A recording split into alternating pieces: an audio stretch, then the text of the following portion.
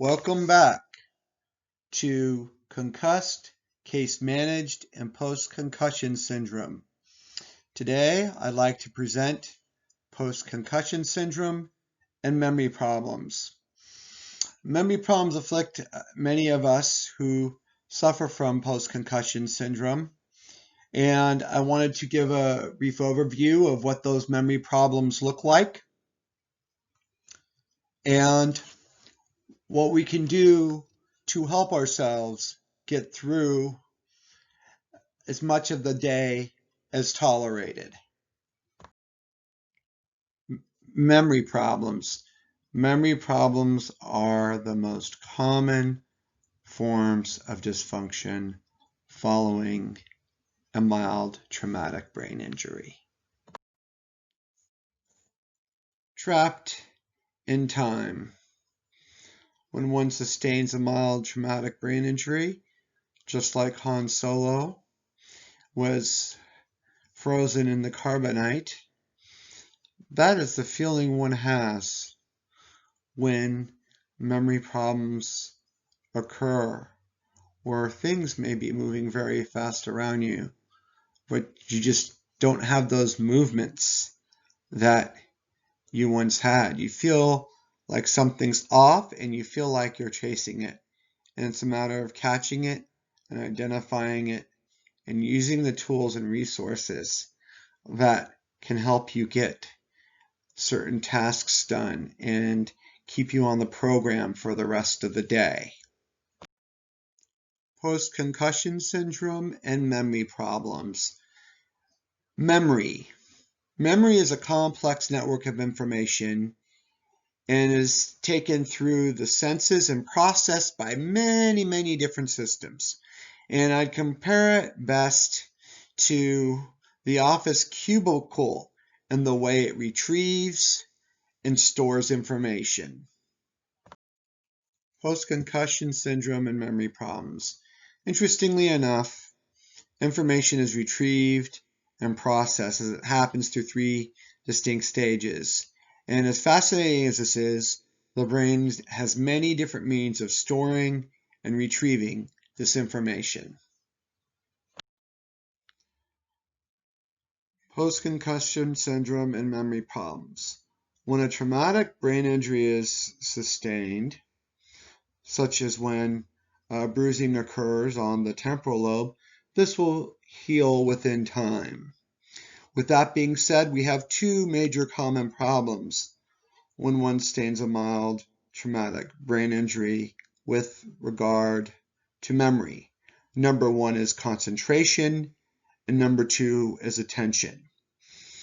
When we're looking at concentration, this is defined best as the ability to pay attention or focus on either an object or tasks so you can retrieve what that specific information is later.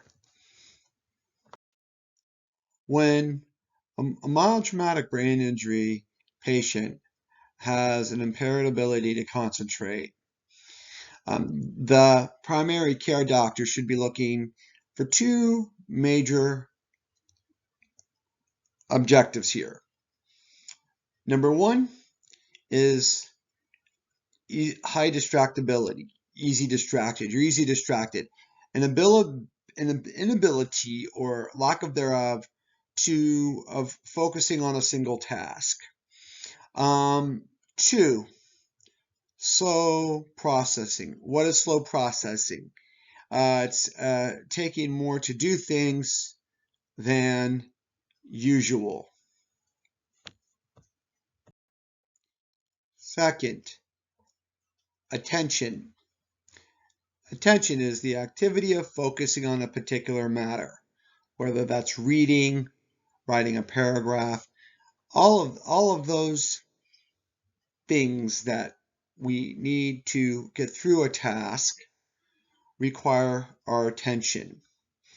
And in essence, when one cannot maintain their attention, they are challenged by poor recall, having to pay attention or You may have problems remembering the details of what someone asked you 2 minutes ago, 5 minutes ago. You never said that to me. What are you talking about? Oh, I just asked you to do this, this, this. That's not true. What are you saying to me? To get past those hurdles requires one to recognize many, many factors, and we will discuss what those factors are in our following sections.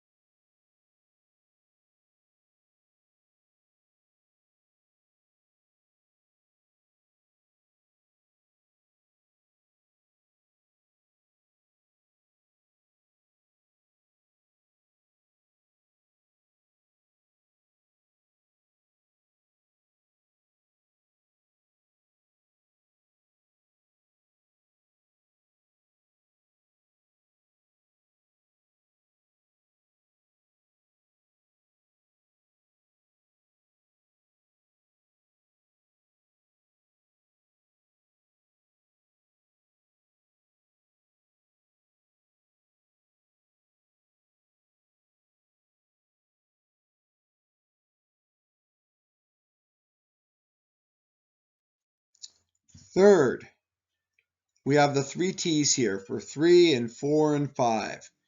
Number 3, try to find a quiet place, whether that's in a home or work setting. A quiet place will require you to utilize less energy and improve your function to complete your task that you wish to accomplish. Turn the radios down, shut the door, work outside, get away from all that background noise, because that is going to take a lot more energy for you to concentrate and focus and utilize attention. Number 4, try to break down tasks. Focus on one task at a time. This requires establishing boundaries with families, friends, and coworkers. A helpful tip is to break down your tasks step by step. Now, the challenge with this here is if you have a profession that requires you to utilize a lot of multitasking, there's going to be a greater risk for error. And with an invisible illness, such as a traumatic or mild traumatic brain injury, folks have a tendency, some do, to be judgmental. This could require you to lose your job or maybe be looking at a different profession later down the line, or maybe even working less hours or as tolerated as you can possibly do within what you can tolerate. Try to do one thing at a time. That's number 5. Doing more than one task at once and multitasking will certainly increase your symptoms, your post-traumatic headaches to flare up, the fatigue to catch up. Complete one single task before moving on to the next so you don't have to flip back and go back to what you were doing before, because there's going to be a greater odd of you forgetting what you were doing before and not being able to set switch and move back to that first task. The how-to walkthrough guide. Organization. Organization, keeping spaces clutter-free. Avoid having magazines or any other objects that can be a distraction and lure you away from your task that is in need of completion. Try to keep things organized and keep them in a certain place so you know where to get your work items or your home items. Very, very important. And especially for the healthcare providers out there, to stress that to family members and caregivers. Organization. Do not hesitate to ask people to slow down in conversations. This is an invaluable how-to walkthrough guide and rule. If you are challenged with somebody speaking too fast, ask them to slow down in a polite way. This requires, of course, having a self-awareness of what is too fast. And between that and your ability to where you're at with establishing your own pace method, so your symptoms do not flare up. Post-concussion syndrome and memory problems. The next topic for discussion is adaptive equipment. What adaptive equipment can be recommended by healthcare providers for one who suffers from problems with concentration and attention? Number 1, calendars. Now, calendars, there's so many different layouts, but I would suggest and recommend either a 4x6 or a 5x10 size that features a monthly, weekly, and daily breakout. This will help you remind events such as birthdays, doctor's visits, work meetings, family functions. It will help keep you on task, especially with the 3-system layout. It is an invaluable piece for one who sustains a brain injury to utilize calendars as a resource. Secondly, to-do lists. Keep a list of things that are important tasks you need to do, from brushing your teeth to watering the garden to turning off the oven and stove at night, maybe removing your hearing aids before a shower, or picking up your child from school. Very elementary to the person who hasn't walked on this side, but for the one who is on the brain injured side with post-concussion syndrome, these two things of a calendar and a to-do list, this is the way we need to learn how to walk. This is our walker, our canes, in order for us to function on an everyday basis.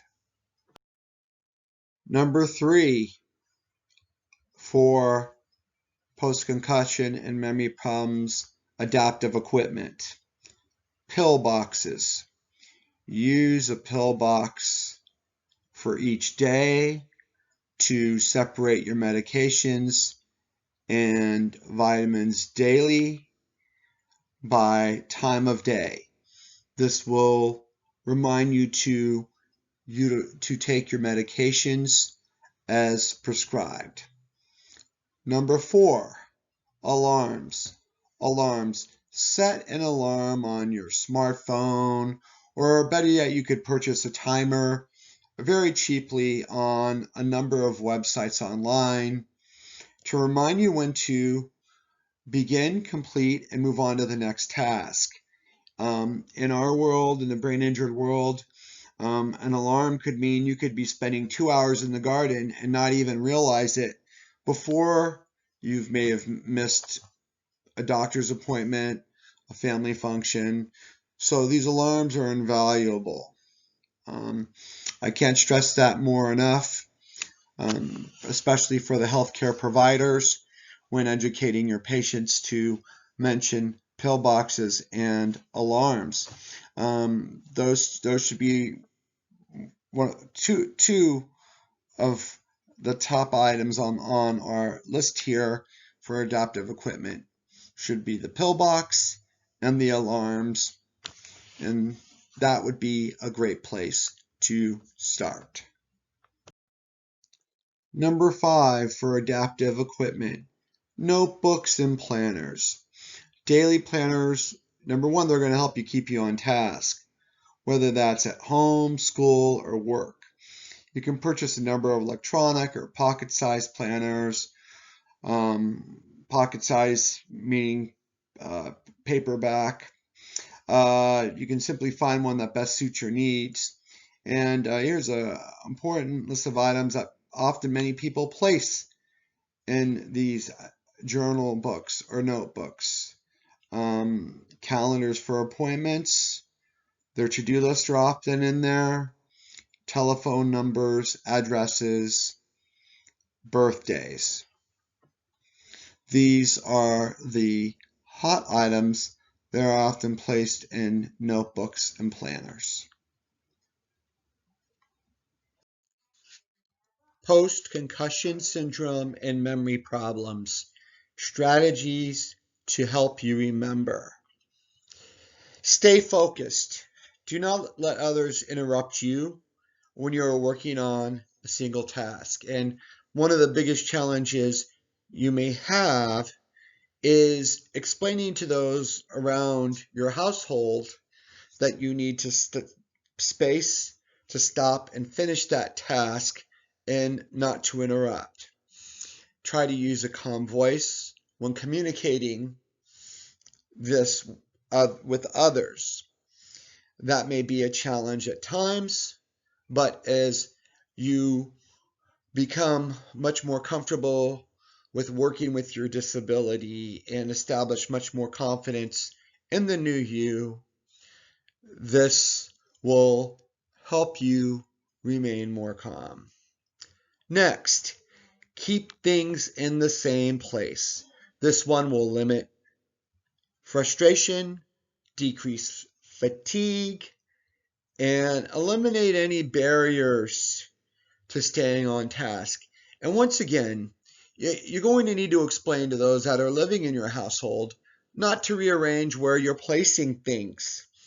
Try to communicate this in a calm manner when doing so. And it can be a source of frustration and aggravation when you have your items in a certain place and they're not there, because then you may miss a step when completing that single task. So, as I say, try to keep your items in single places so they are not going to, and establish that boundary where they're not going to be rearranged by others. Strategies to help you remember. Get enough rest. If you have a brain injury, you're going to need to anticipate to sleep more time than usual. If you were planning a task that may involve much more use of attention and memory, or a social gathering for that matter, Remember to get plenty of sleep the day before. Feeling tired can only make your attention and memory problems feel worse than they actually are in reality. Pace yourself. Keep your stress level down. Do not jump back into your regular routine, such as chores, work, too soon. Resuming all previous activities prior to injury too soon will only exacerbate your attention and memory problems. The key word is pace. Thank you all for tuning in and listening to my channel, Case Manage Concussed and Post-Concussion Syndrome. Please, if you have any comments, please feel free to drop them below.